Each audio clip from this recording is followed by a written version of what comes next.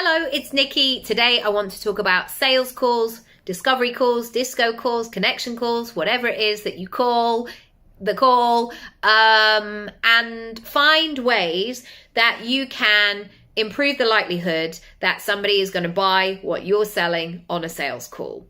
Again, this is not 100%, you're not going to get 100 people and 100 yeses. Of course, it's a numbers game and you have your own conversions, but I hope that this will be helpful, especially if you've been in a state where you're like, I feel like I'm selling all the time and I'm not quite closing the sale, or like people don't quite get it, or it just feels like you need a bit of reinvigorating in this process. So number one, I want you to really consider how you set the environment and how you hold the space. We've all been to those classes. Remember at school when you'd sit there and your teacher hadn't turned up and you're like, have we got a supply teacher? What's happening? Oh my gosh. Oh, maybe we're going to get sent home. There's no teacher. Brilliant. Yeah, great. And everybody's messing about and nobody's thinking about learning. And likewise, if I ever went to a yoga studio and the teacher didn't turn up, the atmosphere changes very quickly. Everybody's relaxing. Everybody's having a lovely time, just meditating and easing their way into the room. But after a while, like the heads start to pop up and people are saying, do you think anyone's coming? What's happening? Is it cancelled? Well, I didn't hear about the cancellation. I didn't get an email. Shall I just go and check my phone? Shall I talk to the reception? And very quickly, the process of creating and moving forward and having a great time is scattered. So I want you to make sure that you give yourself that time in your week, in your day, to create that environment where you can fully be there for that person. I love those yoga teachers who are like, I'm here early, the mats are out, I'm just, you're led by them. If they're relaxed, then you are as well. If you as the salesperson is relaxed, so is the client. And already if somebody, obviously things happen as well, but generally we're going for like trying to work out how we can do this. Number two, this sales call is about them. It's not about you. It's not about you saying how great you are, because hopefully, and if you haven't, come and chat to me because this is an important part of it. Hopefully people will know lots about you already. They've read your credentials. They know what you've done. They know the kind of work that you do. So you don't need to make it about you. You need to make it about them so they can forge their way through this process and really think about what they want and if this is right, and be in that state of agency of really working out whether this is going to be a fit. Also, you want people to be able to work through their own process at the end of it, almost like if you had a friend and if they came to you with a problem and you spent the whole time just talking about how you had a similar problem, that person is coming away going, yeah, but I feel like I needed to air this bit of the problem because that bit of the problem is different from you and now I just feel a little bit weird. So make sure that you're holding that space and it is about them. Number three, I want you to back your own product and hold the boundaries around it like it was your mother, your child, your best friend. And this sounds really weird to think of me like trying to sell my mum on the internet. I'm really not. What I mean is there are certain things that my mum would do for me and she would do for any of my friends.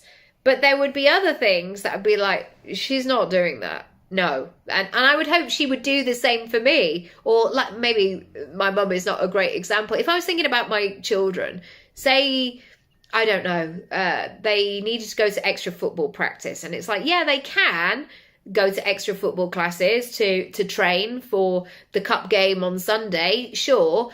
But they're not staying there till 2:00 in the morning. That's what I mean. It's that so often people take their product and they put it into the hands of maybe this person they've never met, and then they're just diluting it. Well, I'll give you a discount and I'll do this and I'll add this in and whatever you want, and allowing the client to set the terms. You have to set the terms first and the boundaries, because The truth is, not every client that you have a chat with is going to be right for this thing. But you have to be in integrity. You are the common denominator with this product. You have to hold that space and that pizzazz around your product. And don't bend and flex it for anybody. Certainly not somebody you just met or somebody who's just going to ask the question. You know those people who just like try and negotiate everything just because they love the chase of it all. I want you to take care of your product and look after it. Number 4, in that sales call, we have to talk about the transformation. Because when people come to a sales call, it might feel scary. It might be the first time that somebody has said, I'm going to book a sales call with that person and I'm just going to see. Maybe the money that they're thinking about is the most amount of money they've ever spent on that thing before. Maybe it's their first foray. I'm just thinking about my own business, first foray into self-development.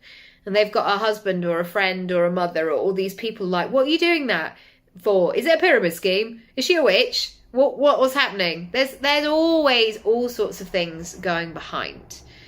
And there are some people that know also there's a part 2 of this. There's a transformation on the other side. And they're willing to do the work. And they want to have a go, and they might be the first of their family, and they're getting ready. They're ready to do it. It's almost like if you are the first one in your family to do a marathon, and none of your family have ever run, and they're not runners, and we've never been runners, and all of that sort of stuff, but you know that you quite like to do a marathon. The thing is that you, in that scenario, you want a coach who can say, a marathon is possible. I have run 17 marathons. And I can help you in that process. That's not why people come to me, by the way. I absolutely cannot help you to run a marathon. And I have no qualifications in running. But we have to show the transformation. And sometimes you just need somebody else to say, yeah, it's possible. I've helped other clients do that. This is what's happened. These are the tricky bits. This is the difficulty. But this is going to be great. This is really going to work out well for you. Number 5. I want you to really listen and hold the space for more questions. So you never want somebody to leave the session and you've just driven it and you've just talked the whole way and then they go away and then it's like, I don't know what to do. You want to be in that dialogue, in that conversation where they get excited and then they're saying, but so what would happen if this? Okay. And can you just tell me a little bit more about this? You want to be in that back and forth because this is the point where you're maybe going to begin this relationship, maybe going to begin this working relationship together. So I would love to know what has come up for you and also to support you further. Inside your digital disco, there is a whole module all about discovery calls and how to make them work for you. It's not a script. It's really delving into your own business and how you want to sell it and how you want to feel good selling it. So I would love to help and support you in there. There are 3 ways to join that. There's an online course and the other 2 options have one-on-one support on top too. I hope that's been useful. I'll see you next time. Bye.